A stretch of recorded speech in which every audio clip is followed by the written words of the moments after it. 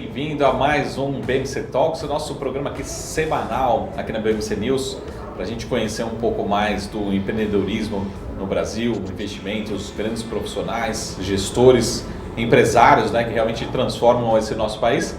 E lembrando também que você pode acompanhar o BMC Talks pela sua plataforma preferida de podcast, tá bom? Está em todas as plataformas.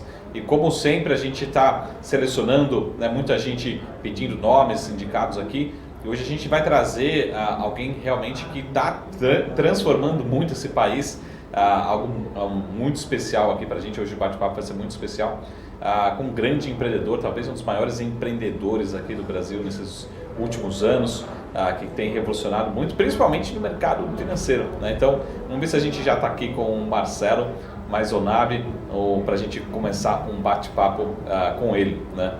Marcelo, você já está por aí? Já consegue nos escutar? Marco, estou aqui sim, estou te ouvindo super bem. Tudo bom, Marcelo? Prazer, obrigado pelo tempo, pela disponibilidade. Prazer ter você aqui com a gente. O prazer é meu, Muito bom. Ô Marcelo, acho que antes de começar o bate-papo, o nosso encontro aqui, eu queria que você falasse assim, quem que é o Marcelo? Acho que sempre uma pergunta que você deve receber com muita recorrência, né? O que você fez para chegar, né, realmente construir uma história que já está marcando muita gente, já está deixando, né, um registro na história, acho que de todo mundo, mas principalmente do mercado financeiro. Mas o que realmente, né, por exemplo, precisa ser economista, precisa ser administrador, precisa ser engenheiro? Quais são os desafios, né, que a gente fala assim, os skills, habilidades para realmente transformar, né, realmente mudar a vida das pessoas, gerar emprego no Brasil? Enfim, como é que contar um pouco da história recente para quem não conhece o Marcelo? Eu acho que se confunde um pouco, né, Marcelo, com a história do próprio mercado financeiro brasileiro, a história do Marcelo. E realmente, eu acho que são mudanças que vão ficar aí por 10, 20, 50 anos, né? Muito compromisso, né, nessa entrega. Então, Marcelo, eu queria que você falasse um pouco, né, como que foi essa sua história, né?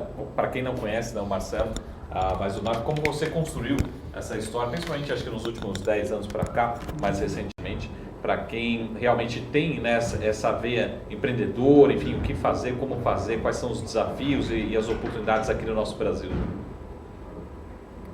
Tá bom, Marco. Primeiro, só para reforçar aqui que é um prazer estar participando pela primeira vez do BMC Talks. Então, acredito que como o nome fala, a gente vai para um bate-papo aqui super descontraído, Sim, então para sim. poder levar a contar histórias não só do mercado, mas também histórias de vida um pouco, eu acho que vai ser interessante. Com certeza. Marco, obrigado pelos 10 anos, né? Mas eu já estou há mais tempo nessa história. E hoje eu me considero um investidor / empreendedor do mercado financeiro. Né? Eu tento não usar os dois posicionamentos, ter os dois chapéus quando me interessa, né?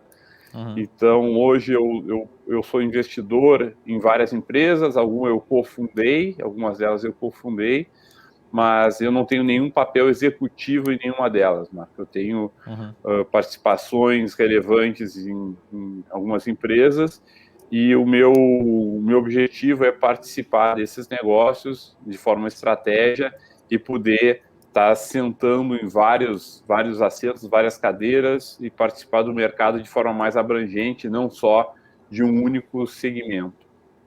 Tá?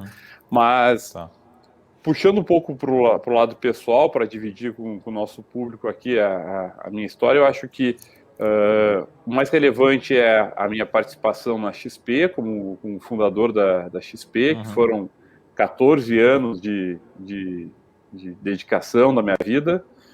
E eu acho que muita gente já sabe, essa história está super contada, mas eu vou tentar resumir um pouco. Eu sou, pelo sotaque já deve estar notando, né? Eu sou de Porto Alegre, a XP foi fundada em Porto Alegre em 2001. E eu sou economista, me formei em economia lá no Rio Grande do Sul, e eu já sabia, né, já desde antes da faculdade, que eu gostaria de entrar no mercado financeiro, trabalhar no mercado financeiro. E aí a gente olhando para trás, né, a gente vê ficando um pouco mais velho, um pouco mais maduro, vendo as decisões que a gente toma, né, Marco? E eu querendo muito trabalhar no mercado financeiro, e o mercado financeiro de Porto Alegre é muito mais restrito que o mercado financeiro de São Paulo. Sim, né? sim, então, as opções que nós tínhamos que eu tinha naquela época eram algumas corretoras, algumas financeiras e talvez poucos bancos tinham operação no Rio Grande do Sul. Eram os banco regional ali, né? Então, as alternativas para ingressar no mercado financeiro eram muito mais restritas que o mercado de São Paulo. Então, se olhar para trás, Marco, essa minha decisão de começar a carreira em Porto Alegre foi uma decisão ruim, do ponto de vista estratégico, né, de como eu vou começar, minhas chances de conseguir uma colocação eram menores, mas, por outro lado, me forçaram a criar minha própria posição, criar minha própria oportunidade. Né? Então, eu acredito que a XP Investimentos nasceu daí, nasceu dessa oportunidade, dessa necessidade de criar algo diferente, né? E aí depois a história veio daí, eu tive um cofundador lá comigo, e a história veio da XP para lá. Mas eu acho que essa história pitoresca de como está fora do eixo Rio-São Paulo foi desafiador, sim. Mas, por outro lado, foi uma oportunidade.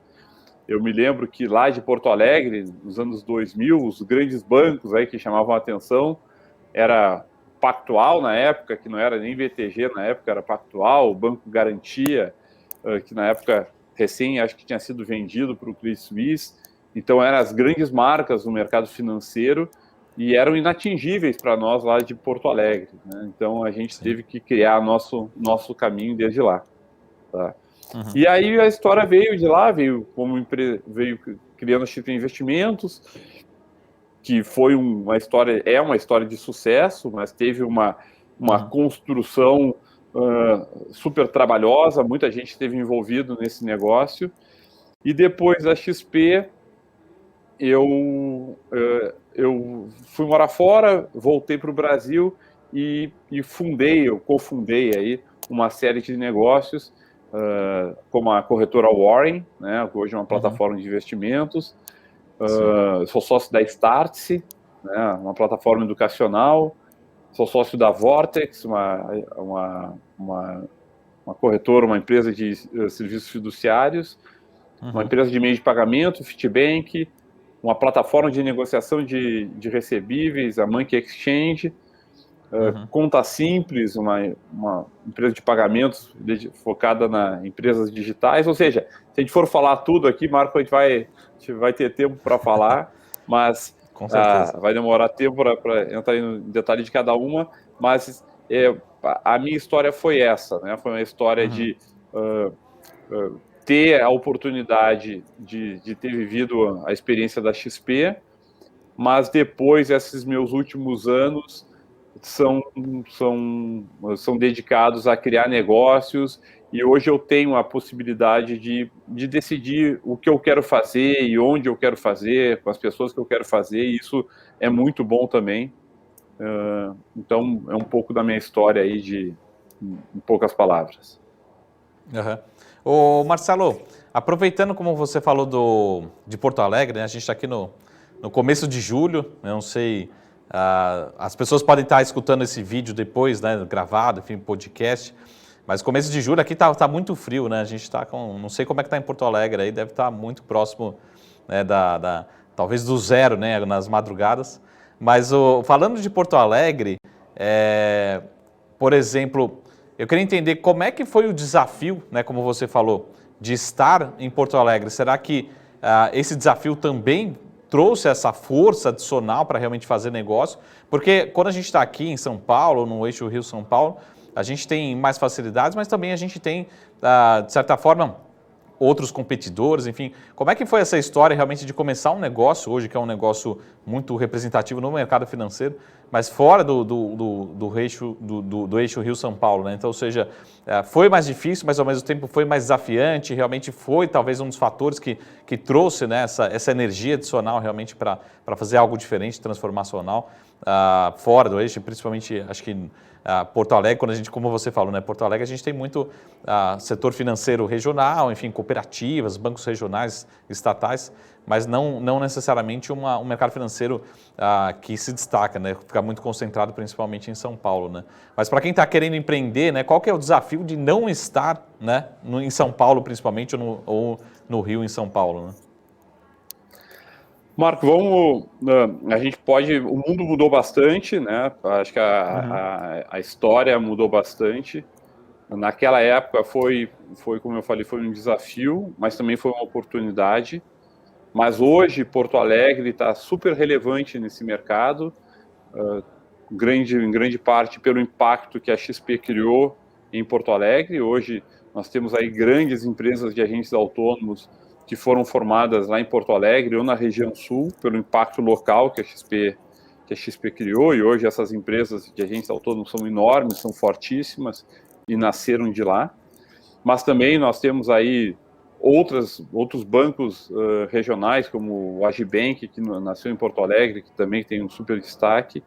Então, aquela época foi diferente, né? Então, eu posso citar também regionalmente que Belo Horizonte também tem vários casos de sucesso no mundo recente, unindo tecnologia e mercado financeiro, mas naquela época foi bem mais desafiador. E eu te digo o seguinte, que do ponto de vista de desafio, o que nós tínhamos? Nós tínhamos o número de pessoas, né, a quantidade de talentos que conheciam o mercado financeiro lá era muito menor, ainda mas é muito menor do que São Paulo e Rio, né, mas basicamente São Paulo. Então a gente teve que criar todos os nossos recursos, nós tivemos que aprender muito, ser muito autodidatas, né, que, por exemplo, para montar uma corretora em Porto Alegre, nós não tínhamos equipe que conhecesse back-office, cadastro, custódia, tecnologia para todos esses sistemas naquela época. Então, havia uma restrição de talentos, né, disponíveis, né, para empreender. Mas, por outro lado, a oportunidade foi que a gente teve menos competição. Eu acho que esse ponto foi bastante marcante, bastante relevante. Menos competição, que nós aproveitamos a oportunidade para testar modelos diferentes. Então, todos sabem que o grande diferencial da XP na época foi criar um modelo educacional que ia de cidade em cidade, oferecendo cursos para ensinar as pessoas e atrair para o mercado financeiro, e o mercado não via esse movimento, né? Então a gente passou anos lapidando esse modelo educacional combinado a serviços financeiros e voando por baixo do radar. Então, a expansão foi no Rio Grande do Sul, depois foi em Santa Catarina e foi para o Brasil inteiro. Eu acho que essa oportunidade a gente aproveitou muito bem por estar fora do eixo Rio-São Paulo. E a gente fazia parte da nossa estratégia deixar a entrada em São Paulo por último, e quando a XP chegou a São Paulo, nós já tínhamos muita força no interior, em outros estados, né? Chegava até o Amazonas, quando nós chegamos a São Paulo. E quando chegou em São Paulo, a XP já tinha bastante potencial de investimento e aí foi replicar essa estratégia em São Paulo, mas com muito mais capacidade de investir. Então, respondendo a tua pergunta, foi desafiador, mas eu acho que também foi estratégico, né?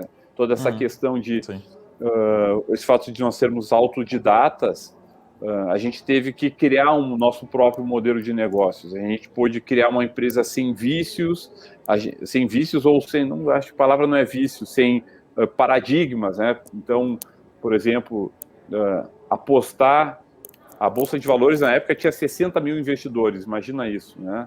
O Rio Grande do Sul a gente estima que tivesse 3 mil investidores. Então, por que nós montaríamos uma corretora para pessoas físicas num estado com 3 mil investidores? De alguma forma, a gente poderia dizer que não haveria mercado suficiente, mas foi o inverso que a gente fez. Nós criamos novos investidores. Em determinado momento, a XP, o Rio Grande do Sul, chegou a ter quase o mesmo número de investidores que o Rio de Janeiro, que é um estado muito mais, a população maior, muito maior, e também com muito mais tradição de investimentos, de PIB muito maior.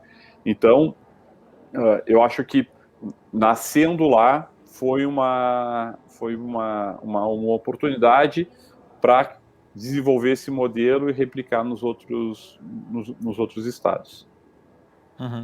O Marcelo, acho que a gente falou muito assim do que foi, ou pelo menos essa revolução que vocês ajudaram a construir, a fazer, né, nos últimos 15, 20 anos, né, sem entrar em detalhes da data específica.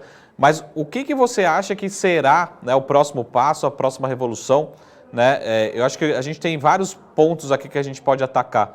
Mas um dos pontos que eu vejo também, né, é talvez tecnologia, né? Ao mesmo tempo, você tem necessariamente uma pessoa envolvida, então o trabalho do assessor de investimento também bastante relevante, ou outros agentes de mercado, aí, consultor, gestor, enfim. E também a gente vê, ao mesmo tempo, uma origem lá de 10, 15, 20 anos atrás também de educação. A educação ainda continua muito necessária, né? Tanto para o profissional como para o cliente, para o investidor. Qual que você acha que realmente são os próximos passos? Né? A gente tem bastante assunto para falar, mas qual que você acha que é a próxima revolução no sentido de Open Banking, enfim, fintechs acontecendo, a própria Warren, enfim, a gente tem muitos players, né? Realmente também já sinalizando qual que é a 2022, 2032, enfim, qual que são os próximos passos aqui no mercado financeiro e talvez mundial, né? Marco, eu tenho bem claro que alguns pontos nós já temos aí uma visão clara do que vai acontecer. Por exemplo, seleção de portfólios, né, Marco? Então, sim, seleção de portfólios usando todas o conhecimento científico que nós temos hoje, né, acadêmico sobre seleção de portfólios. Não faz sentido uma pessoa, um próprio investidor, pessoa física, ou um analista tentar montar um portfólio baseado em subjetividade. Então, acredito que os modelos de portfólio, os modelos criados de portfólios por algoritmos, com rebalanceamentos, isso vai ser padrão, né? Eu acho que isso vai ser, já cresce muito já essa seleção de portfólios através de tecnologia, através de algoritmos, já tem uma grande participação no mercado, mas eu acredito que vão ser consolidados daí para frente. Então, a análise de informações e análise de dados não vão mais fazer parte, né, do desafio do trabalho dos seres humanos. Então, esse é o principal ponto, né? As carteiras de investimentos vão ser geridas não por robôs, né? Acho que esse termo robo-advisor é um tema super polêmico, que inclusive nós na Warren não gostamos, mas eu acredito que a seleção de portfólios de forma científica vai dominar. Então, acho que esse é um ponto, né? Mas um contraponto a essa visão vai ser que vai sempre haver papel para o ser humano, vai sempre haver papel para o atendimento personalizado, para o contato humano, né? Porque a interface, por mais que a tecnologia evolua para essa interface do ser humano com a máquina, o ser humano se sente muito confortável, se sente muito aberto a ter um ser humano ali, um outro ser humano ajudando essa interface. Então, a minha visão para o futuro é que a tecnologia vai empoderar aí os assessores financeiros a terem muito mais qualidade no trabalho e poderem se dedicar ao contato com clientes, ou até mesmo, e principalmente, né, na calibração dos algoritmos de seleção de portfólios, que podem ter falhas, podem não prever mudanças. Então, acho que essa combinação do homem com a máquina vai ser o ideal. Então, essa é uma visão. A outra visão, Marco, é que existe uma nova camada no mercado financeiro, principalmente quando a gente está tratando sobre investimentos, mas a gente pode fazer a mesma analogia para o mercado de seguros, crédito, remessas internacionais, câmbio, acho que pagamentos, mas eu acho que o conteúdo, e aí aqui eu falo a própria BMC aqui um exemplo, eu acho que o conteúdo vai tomar uma relevância enorme nos próximos anos, e já tomou, né? Então, se a gente puder fazer uma analogia, esse exército de assessores financeiros, incluindo os agentes autônomos e consultores de investimento, que foram criados nos últimos 20 anos, foi um grande ganho para o mercado, foi um grande ganho para o mercado brasileiro. Mas a minha visão é que, para os próximos anos, e já começou esse movimento, que o grande acréscimo, né, a grande melhoria para esse mercado vai ser essa enorme camada, um second layer aí de contato com o investidor através de conteúdo. Então, a gente vai colocar nesse pacote aí, como eu falei, os próprios canais, como canais financeiros como a BMC, mas também as empresas de research, os influenciadores. Então, é todo um novo mundo que vai nascer, que, como você bem mencionou aqui, a importância da educação, ela persiste, ela continua, né? Mas só que a gente vai ter uma ideia agora de educação continuada. Tá? Então, a educação não para, né? Não é porque o investidor entendeu aí o que é uma debênture, o que é um IPO, ou o que é a taxa Selic, que ele vai parar por aí. O mercado financeiro, ele é cada vez mais interessante para alguns, mais complexo para outros, né? E ele nunca vai se cessar essa demanda por informação e conhecimento. Mas eu acho que essas plataformas digitais, como nós vemos hoje, vai permitir que floresçam diferentes formatos de conteúdo, diferentes nichos de conteúdo. Eu acho que isso vai ser muito valioso, porque tenho certeza que você concorda com isso, quanto mais investidores informados, inteligentes nós tivermos no Brasil, melhor para o mercado. E não só no Brasil, no mundo inteiro, né? Então, é essa a nossa cruzada. Então, eu diria que minhas grandes previsões aí para o futuro é que a gente vai ter uma adesão cada vez maior a portfólios criados aí de forma científica, tá? E nós vamos ter a importância do conteúdo financeiro muito maior, muito mais relevante. Então, até fazendo uma provocação aqui para o analista Marco Saravalli, né? A corretagem no mundo tende a zero, né? Tende a zero.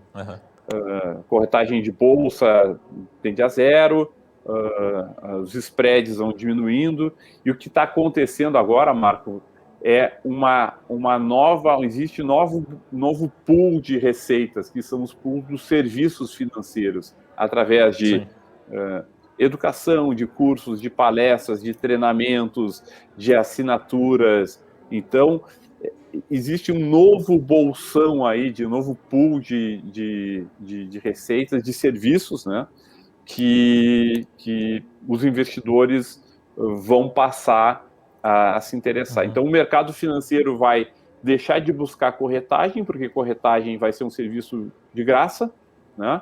Sim. E esses profissionais de alto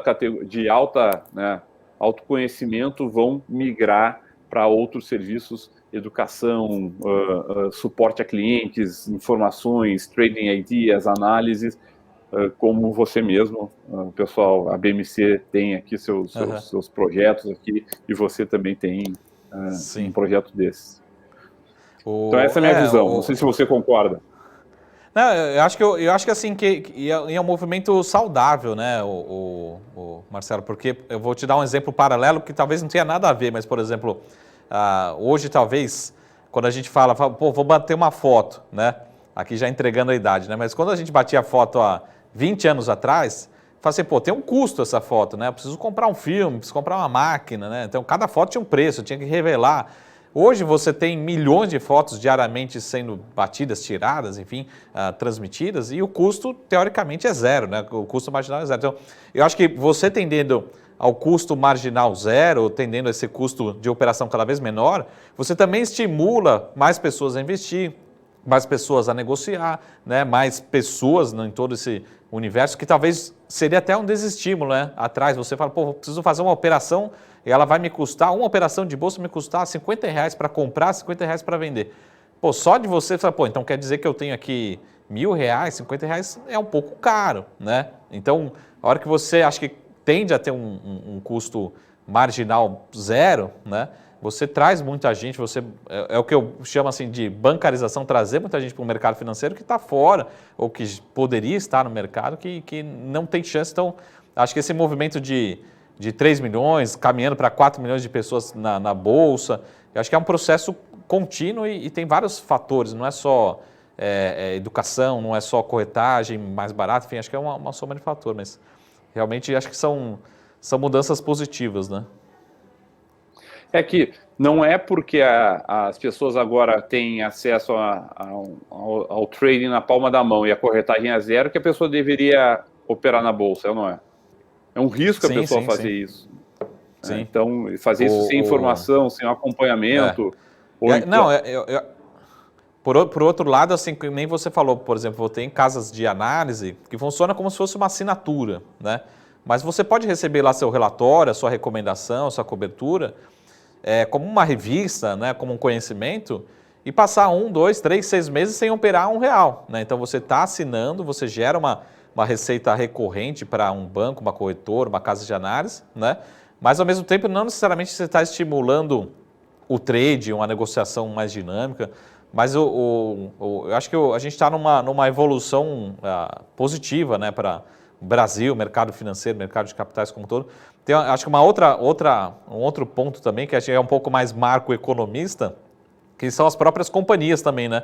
Vindo para o mercado de capitais para levantar recursos, para ter investidores de longo prazo, né? Sai um pouco daquela tradição que a gente tinha, né? O BNDES é o grande financiador do Brasil. Não, agora o próprio mercado de capitais pode ser um grande veículo de financiamento de longo prazo, né? Mas, Marcelo, deixa eu só passar para outro assunto, que a gente se empolga aqui, o bate-papo, a gente pode marcar já outros encontros aqui.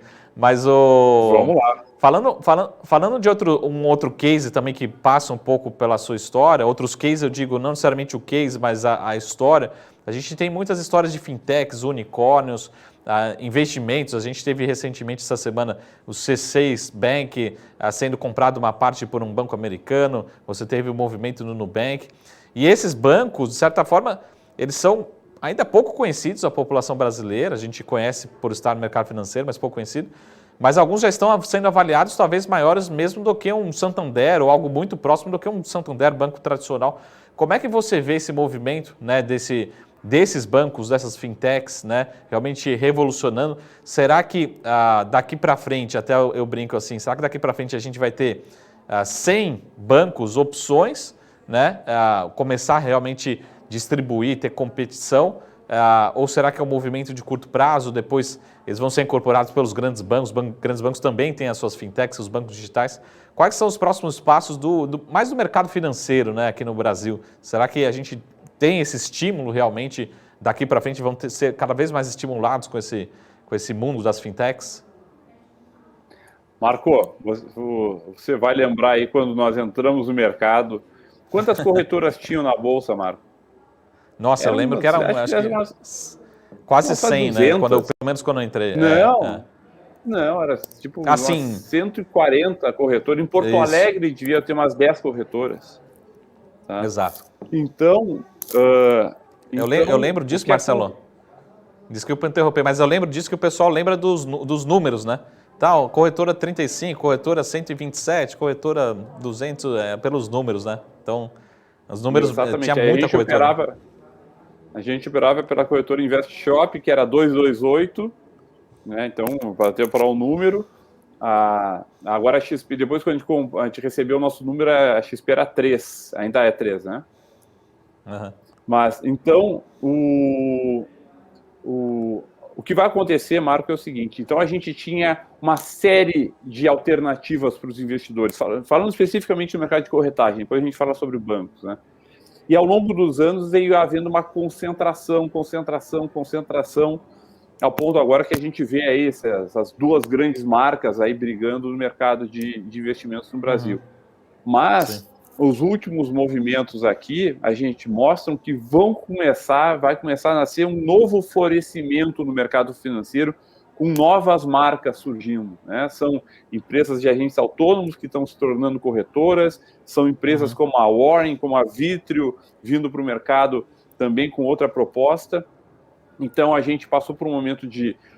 lá atrás, nós tínhamos várias alternativas de investimento, várias opções de investimento para investidores, uma concentração, agora a gente vai ver uma abertura novamente, e aqui eu faço uma previsão com você, nós vamos ter aqui 300 corretoras novamente para investidores poderem operar no Brasil, fora do Brasil, específica para opções, específica para futuros. A gente vai ter uma nova onda, uma safra de novas plataformas de investimento. E nos bancos é novamente esse mesmo movimento, certo? Nós passamos por uma grande concentração de bancos, nós chegamos a ter 5 grandes bancos, aí se contar junto com os bancos estatais, e agora a gente está vendo outras marcas dominando o cenário, né? Como o C6 agora sendo suportado por o JP Morgan é o maior banco do mundo, né? Fora da China, eu acho que é o maior banco do mundo, né? E é a primeira vez que esse banco, na verdade, o JP Morgan volta a ter presença para varejo no Brasil. Ele tinha pelo Chase há muito tempo atrás e agora ele volta. Então, quem ganha com isso são os investidores, é o mercado brasileiro, Marco, que ganha com isso, porque a gente ganha em diversidade e novos canais. E fazendo o gancho com o nosso assunto anterior, né, o mercado sofre muito quando ele passa por um gargalo, ele tem um estreitamento, né? Então, o mercado sofreu muito com poucas empresas listadas no Brasil. Agora nós temos uma onda de IPOs, né, porque listar uma empresa no Brasil era muito caro. Nós tínhamos poucos bancos de investimento interessados em trabalhar no IPO de empresas menores, né? Agora a gente está tendo uma nova onda com bancos de investimento levando novas empresas para a Bolsa. Então, eu acho que isso é muito favorável. Outro ponto, se nós temos poucas corretoras, poucas plataformas de investimento, o mercado também sofre, né? Porque essas plataformas de investimento, elas limitam o acesso do investidor a novas ideias. Ou seja, se eu tenho uma única plataforma de investimento, os únicos fundos disponíveis no mercado vão ser os fundos que uma pessoa numa plataforma de investimento decide. Se eu tenho 10, 15, 20 plataformas de investimento, eu tenho mais diversidade e mais possibilidade de inovação no mercado financeiro. E é isso que a gente está vendo hoje, né?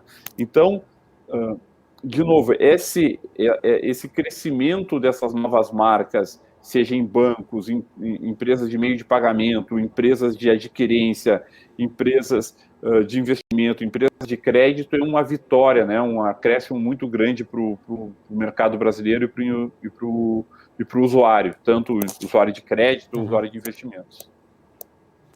O Marcelo, falando um pouco agora o Marcelo, eu dei uma olhada lá, você me corrija se estiver errado, mas tem uma certificação lá CNPI, então queria falar um pouco com o Marcelo, analista aqui, né? Ai, Marco. Mas falando de bancos, né, de valuation dessas fintechs, né? Por exemplo, a gente está comparando não deixa de ser uma fintech com todos os seus orgulhos, assim, eu também gosto muito, reconheço muito todo o trabalho que eles estão fazendo, mas a gente sempre fala assim, será que realmente vale o tamanho de um Santander, né, aqui no Brasil? Como é que você vê como como empreendedor e como analista, né? Se realmente, assim, essas fintechs realmente têm muito potencial, estão sendo... Acho que o caso em capital aberto aqui mais conhecido é o Banco Inter.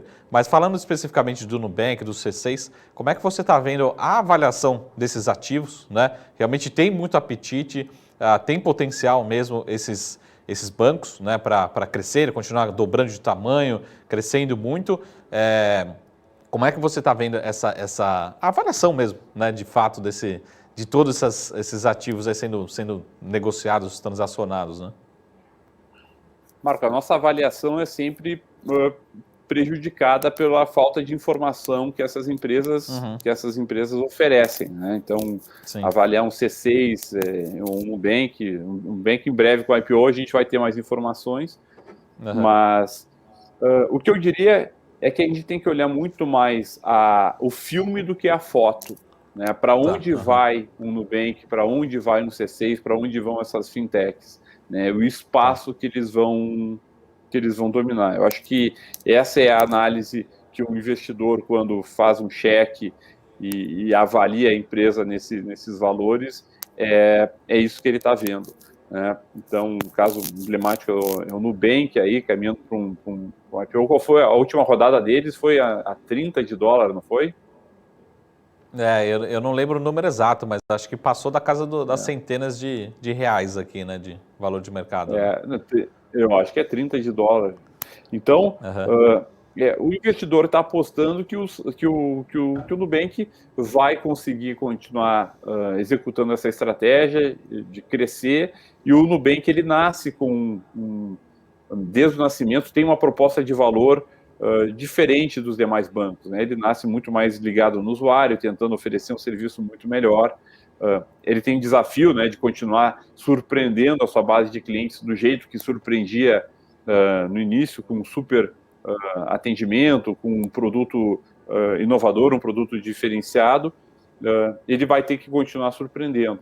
Mas o Nubank dá provas aí de ter um management ultra competente, né, que sabe fazer esses movimentos, e a aposta do investidor é essa. Então, eu acredito que sim, eu acredito que essas empresas vão continuar crescendo, vão continuar aí já, acho que dobrando de tamanho,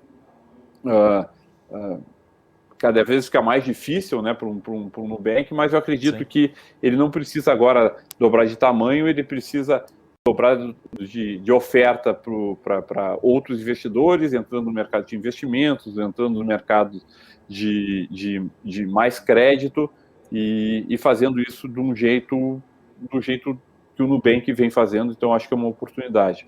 Então, se a gente olhar valuation dessas empresas, são irracionais? Eu diria que não, né? Eu diria que não. São investidores muito inteligentes, são gestores do negócio muito preparados e muito inteligentes, mas eu diria que é uma aposta, né, no que vai acontecer, na dominância que esses players vão ter dos seus segmentos. Maravilha. Eu tinha preparado aqui a pergunta da Anitta, mas eu vou deixar para um próximo encontro aí quando eu tenho um quadro aqui na BMC, chama-se Fogo no Parquinho, né? Mas esse eu vou deixar para uma outra oportunidade. Mas Te agradeço, obrigado. Ô Marcelo, só, se você conseguisse, por exemplo, até que a gente sempre fala assim, quando nós analistas falamos assim, pô, você consegue explicar essa empresa, essa ação, né, esse negócio aqui para uma criança, né? Como é que a gente consegue explicar em poucas palavras, né? Talvez, e também como é que afeta talvez a Warren e outras empresas do setor? A gente está caminhando para o Open Bank, né? Mas o que é Open Bank, né? O que deve ser realmente essa mudança? E como é que afeta os negócios no dia a dia? E também como nós, como clientes, né? O que a gente deve mudar no dia a dia? Deve ser um benefício para todo mundo? Pode ser que tenha redução de custo, aumenta a competição? Como é que a gente conseguiria explicar aqui esse Open Bank para todos de uma forma mais simples e para o nosso dia a dia? Como que nós seremos afetados, né? O Open Bank tem dois níveis, né? Duas oportunidades, né, para o mercado. A primeira é a que deve acontecer em breve, é que eu, como usuário de uma instituição financeira, eu vou permitir que uma outra instituição tenha acesso aos meus dados para me fazer uma oferta melhor. Então, se eu tenho crédito num banco, outra instituição, seguindo a minha autorização, vai conseguir ver o crédito que eu tenho, taxas, prazos, e vai me fazer uma proposta que eu migre, né, que eu portabilize esse crédito para outra instituição, tendo aí um ganho, né, reduzindo o meu custo, alongando o meu prazo, me trazendo um benefício.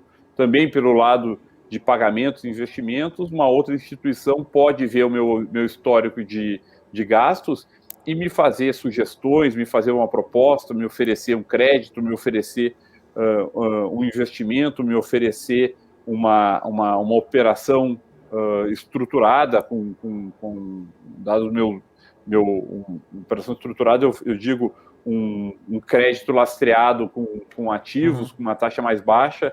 Ou seja, esse é o primeiro movimento, né? O acesso à informação. O segundo movimento é permitir que uma outra instituição instrua uma instituição instrua outra instituição para a movimentação financeira, né? Então, eu vou poder, de dentro de uma instituição, solicitar a transferência, movimentar recursos dentro da outra instituição, tá? Então, por exemplo, numa corretora americana, vou dar um exemplo do mercado americano, eu consigo, dentro do ambiente da minha corretora americana, solicitar uma transferência do meu banco para essa corretora. Eu não preciso deslogar da minha corretora, logar no banco e fazer a transferência do banco para a corretora. Mas isso aí é um estágio mais avançado que vão ser necessárias outras integrações.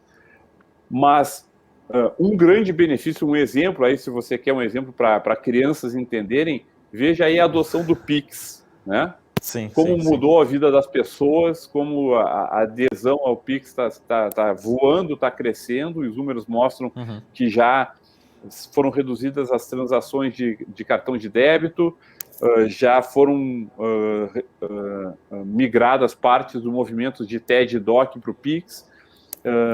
É um benefício incrível aí para a sociedade, para o mercado brasileiro, nós termos uma inovação tecnológica. Então, eu estimo que o impacto do Open Bank e dessas tecnologias vão melhorar nossa vida no nosso dia a dia. Muito bom. Pô, Marcelo, o bate-papo foi muito bom. É que eu sempre falo, bate-papo bom sempre passa muito rápido, né? Mas eu queria que você deixasse aqui as últimas considerações para todo mundo. De novo, muito gentil pelo tempo. Vamos marcar mais vezes, mais encontros. E aí, a pergunta que eu fiz lá no comecinho, eu queria que você reforçasse, principalmente, é difícil falar assim, ser empreendedor no Brasil, nem vamos falar de reforma tributária, né? Parece que estão tentando aí dificultar em vez de ajudar. Mas qual que é o grande recado realmente para quem quer ter uma carreira empreendedora no Brasil, né? Por onde começar, quais são os desafios, enfim, habilidades, enfim, qual que é o recado para que você passaria, né, para quem realmente que está começando, principalmente, né, no mercado financeiro, no empreendedorismo no mercado financeiro, e fora, sempre focado em tudo isso que você falou de oportunidades. A gente tem um Open Bank vindo aí, a gente tem mais competição, custos mais baixos, 200, 300 corretoras que poderão surgir aí, muita oportunidade para os investidores e principalmente para os empreendedores, né, que realmente quer construir uma carreira e uma história no mercado financeiro, né? Marco, eu vou te responder com a minha observação, não falando de mim, mas falando da observação que eu fiz que eu faço dos empreendedores que eu convivo.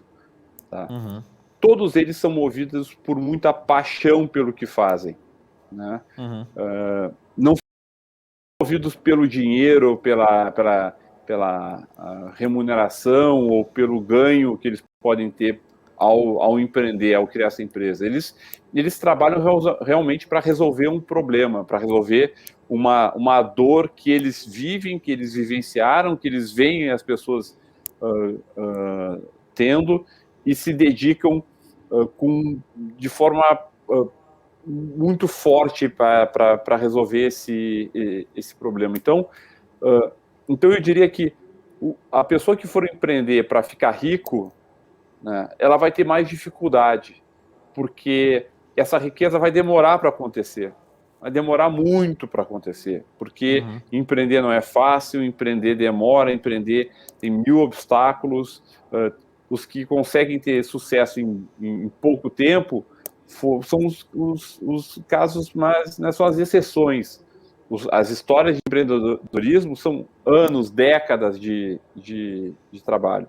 E se você está fazendo pelo dinheiro e não pela paixão, por fazer algo diferente, por fazer um impacto, chega um momento que as suas crenças, né, ficam em xeque.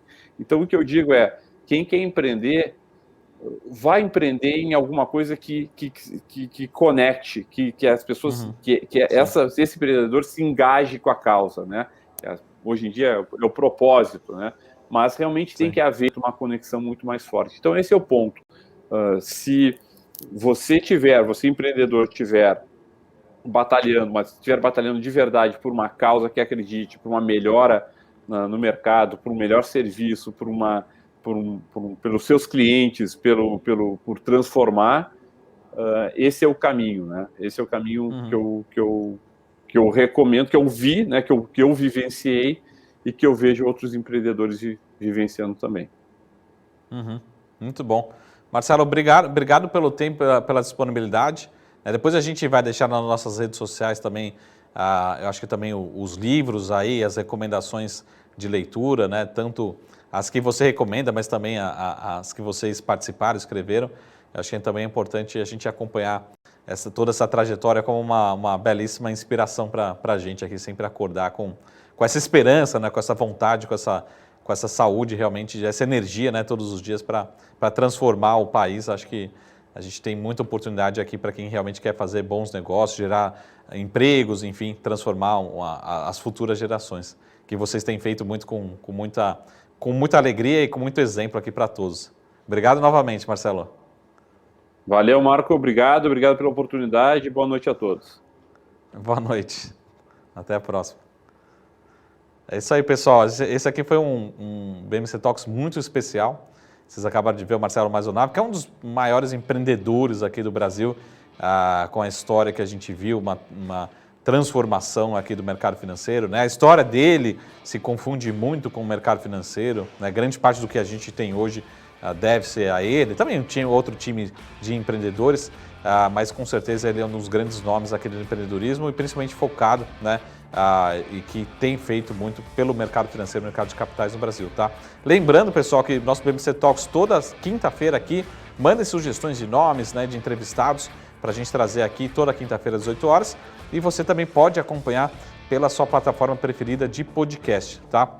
Então pode ouvir quantas você quiser, todas as plataformas, é só você procurar lá BMC Talks, tá bom? Então tenha uma ótima noite e a gente se vê aqui na BMC News toda quinta-feira no nosso Talks, tá bom? Até semana que vem, um ótimo final de semana e a gente se vê na semana que vem aqui no BMC Talks. Até mais, tchau!